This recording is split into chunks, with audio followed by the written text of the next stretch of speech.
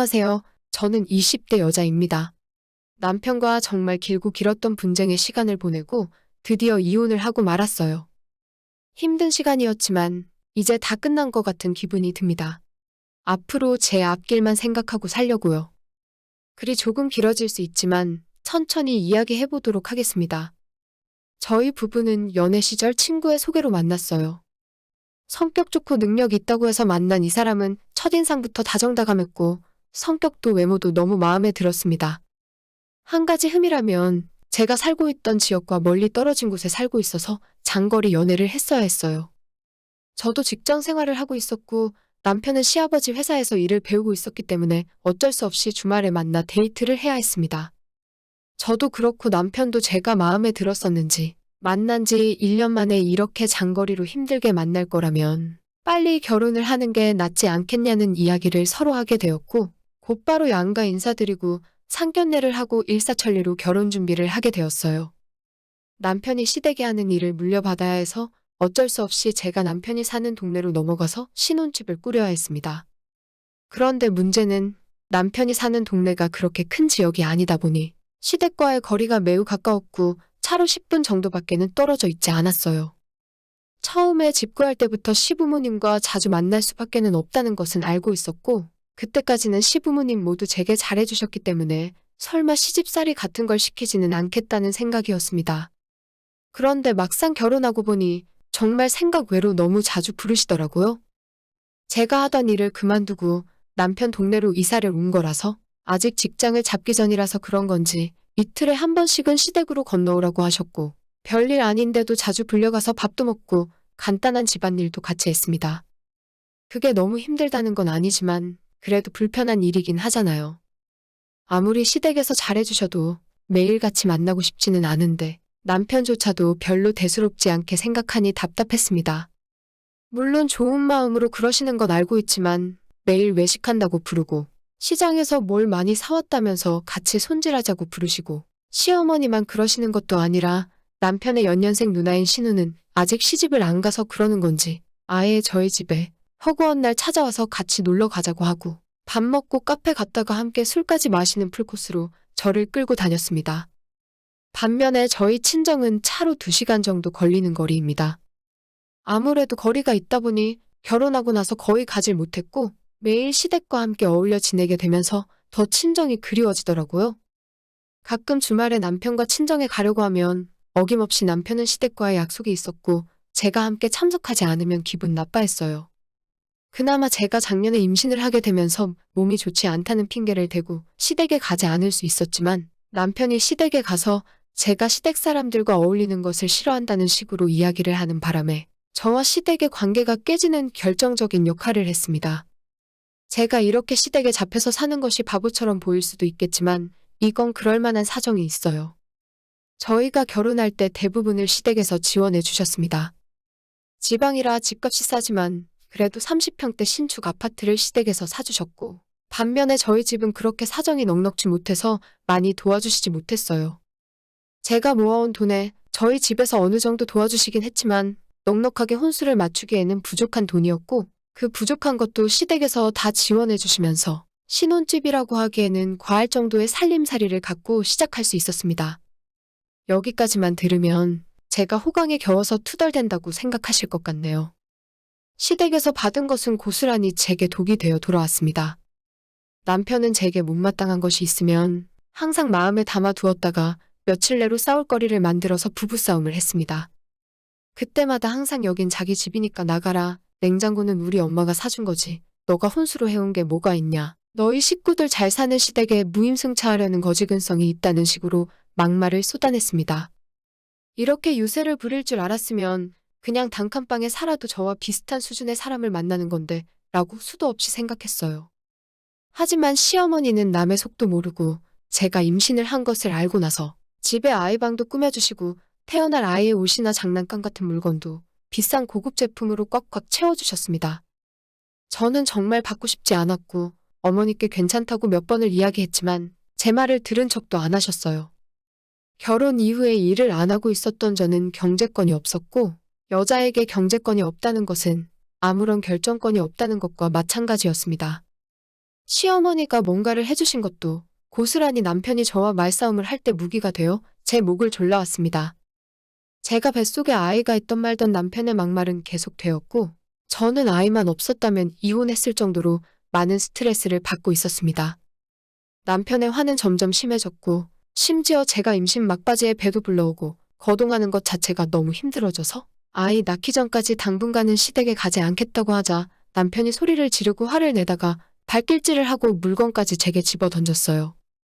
비교적 가벼운 책이나 가방을 집어 던졌지만 저는 배를 맞지 않으려고 손으로 가리고 필사적으로 남편에게 잘못했다고 빌었습니다. 이혼한 마당에 지금 생각하면 정말 치가 떨리는 일입니다. 하지만 저 때까지만 해도 이혼 생각은 안 했어요. 그냥 참고 살아야 한다고 생각했지 이혼 생각하게 된 것은 다른 일입니다. 제가 출산을 하고 산후조리원에서 2주를 보낸 뒤 집으로 돌아오자 손자가 궁금했던 시댁은 하루가 멀다 하고 저희 집으로 찾아왔습니다. 저희 부모님도 병원에서 한번 본 뒤로는 제가 피곤할까봐 집에는 한 번도 오지 않으셨는데 시아버지, 시어머니, 신우가 셋이 번갈아가며 많으면 하루에 3-4번을 집으로 찾아왔어요. 아이 키워보신 경험 있으시면 다 아시겠지만 집안이 난장판입니다. 몸 가누기도 힘든데 언제 청소하고 정리를 하겠어요. 그런데 이렇게 시도 때도 없이 시댁 식구들이 집으로 들이닥치니 안 그래도 점수 많이 깎인 며느리인데 어떻게든 흠잡히지 않으려고 하루에 몇 번씩 집안 청소를 하고 있었습니다. 가뜩이나 아이 보느라 잠도 못 자고 힘들어 죽겠는데 시댁 식구들까지 밤낮 없이 쳐들어오니 정말 미칠 것 같더라고요. 남편이 비밀번호까지 다 알려줘서 제가 기절하듯 자고 있어서 전화를 못 받으면 무작정 비밀번호 누르고 집으로 쳐들어옵니다. 그렇게 와서 뒤집어 놓고 가기만 하는 게 아니라 남편을 통해서 시어머니나 신우가 제 살림을 타박하고 게으르다고 욕하세요. 남편은 자기 엄마 말만 듣고 또 제게 와서 낮에 게으르게 집에서 낮잠이나 자고 있었냐고 또 화를 내는 생활이 계속되었고요. 저도 참다 한계가 와서 남편에게 화를 내고 이렇게 살다가는 내가 죽을 것 같으니 이혼하자고 하면 저를 달래주기는커녕 본인이 더 크게 화를 내고 아이를 데리고 시댁으로 들어가 버립니다. 남편은 아이를 딱히 좋아하지도 않아요. 그저 제가 힘들어하고 슬퍼할 것을 알고 그런 행동을 하는 겁니다. 제가 10월대 한가운데 들어와서 한 식구가 되어 잘 살 수 있을 거라고 생각했던 게 우산이었어요. 남편이 아이를 데리고 시댁으로 들어가 버리면 제가 시댁에 찾아가서 잘못했다고 빌기 전까지는 아이를 보여주지도 않았습니다. 시아버지는 저희 집 가정 형편까지 언급하시며 이래서 각자 수준에 맞는 배우자를 찾아야 맞춰가며 살 수 있다고 하시면서 저를 재산만 보고 집에 들어온 꽃뱀 취급까지 하셨습니다. 시어머니 신우도 처음부터 제가 마음에 안 들었다고 조금 잘해주려고 했는데 주제도 모른다면서 게으르고 한심하다고 면전에서 모욕을 했습니다. 그런 일이 몇 번 반복되자 저도 제정신이 이상해지는 것 같더라고요. 하루는 남편과 시댁 문제로 또 말다툼을 하다가 결국 남편에게 손찌검까지 당하고 울고 있는 저를 두고 남편은 또 아이를 데리고 시댁으로 가버렸어요. 혼자 남은 집에서 한참을 울다가 이렇게 살 바에는 죽자는 생각으로 아파트 베란다에서 밑을 바라보고 있었는데 가만히 생각해보니 이제 아직 30살도 안 된 제가 죽기는 왜 죽나 싶은 거예요. 꼭 반드시 이 사람과 살아야 하는 것도 아닌데 제가 왜 이렇게 힘든 싸움을 하며 살고 있나 하는 생각이 들었습니다. 다시 제가 살던 곳으로 돌아가 이전에 하던 일을 하며 그렇게 행복하게 살면 될 텐데 이 집구석 같지도 않은 집이 뭐라고 제가 목숨까지 내버릴 정도로 스트레스를 받으며 살고 있나 싶더라고요. 그 길로 병원으로 달려가 남편의 맞은 곳에 대한 진단서도 끊고 경찰서로 달려가서 가정폭력으로 남편을 신고했어요. 제 핸드폰에 있는 수많은 남편의 욕설과 협박 증거도 제출했고 변호사를 만나 본격적으로 남편의 폭력적 성향으로 인한 이혼 소송을 진행하게 되었습니다.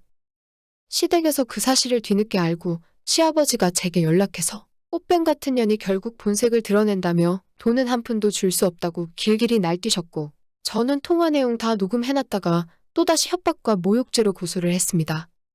남편은 제게 이렇게 이혼하면 평생 아이를 볼 수 없을 줄 알라고 했고 솔직히 아이에게는 정말 너무나 미안하지만 남편에게 아이 잘 키우라고 한마디 하고 계속 이혼 소송을 진행했어요. 돈 많은 시댁이니 하나뿐인 장손 잘 키워주겠지라는 생각으로요.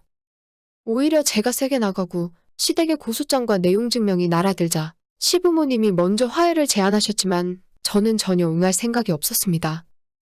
그동안 제가 남편에게 당한 폭행과 육체적 정신적 학대의 증거는 제게 차고도 넘치게 있었기에 그것만으로 충분히 받을 거 다 받아내면서 이혼할 수 있겠더라고요.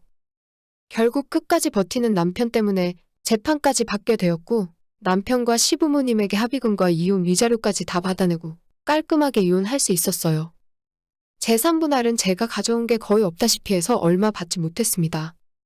아이의 양육권도 그냥 남편에게 줘버리고 면접교섭권과 친권은 지켜냈어요. 저는 지금 원래 살던 곳으로 돌아와 부모님과 함께 살고 있어요.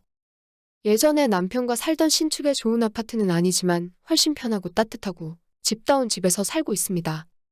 원래 하던 일도 다시 이야기가 잘 되어 다음 주부터 다시 출근하게 되었고요. 지옥 같은 시댁에게서 벗어났고 아이도 자주는 아니지만 한 번씩 볼 수 있고 저로서는 이게 최선의 방법이었다고 지금도 생각하고 있습니다. 너무 사는 게 힘들고 방법이 없는 것 같아 보이더라도 그 순간을 잘 넘긴다면 또 살아갈 희망이 생기는 것 같아요. 제 이야기 들으시는 다른 분들도 힘들고 어려운 상황에서도 정신 똑바로 차리시고 가장 중요한 건 나 자신이라는 것을 생각하신다면 의외로 쉬운 길이 있을 거라고 생각합니다. 오늘의 사연은 여기까지입니다. 구독과 좋아요, 알람 설정 부탁드려요. 다들 행복하시고 좋은 하루 되세요.